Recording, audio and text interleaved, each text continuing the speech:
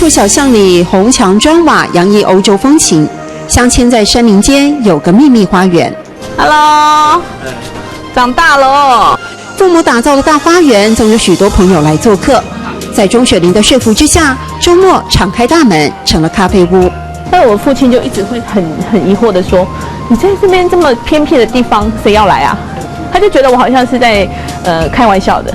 花园、咖啡，喜欢这样的美景气氛的，真的不只是朋友。退休的父母看见了，在自家庭院也能创造事业。就是草地上也会有人随性的坐，然后当野餐啊。对，就是拿个饮料啊，或者是他们就是小孩子在那边玩。青青草地、庭园造景是喜欢园艺的父亲一手打理，许多客人称赞，让爸爸很有成就感。我觉得像是我们的一种生活方式，就是可能像我就像我的假日生活方式，像我父亲退休的一种生活方式。要有这样的小快乐，就不计较营业收入，不限外食，不设最低消费。钟雪玲说：“难道你会对自己的朋友设限一堆吗？”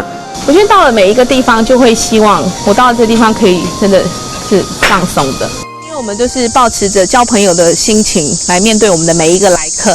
那他们对我们也来看我们，也是觉得我们就像他们好朋友一样，就是有好东西的时候就跟好朋友分享，对不对？让他家人东西好，客家人很好客。是。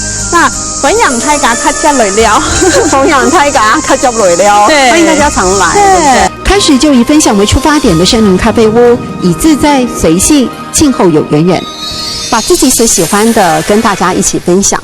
钟雪玲说，努力营造一个不那么商业的环境跟空间，或许正是他们最大的竞争力。客家人东西客，弘扬泰嘎客家来了。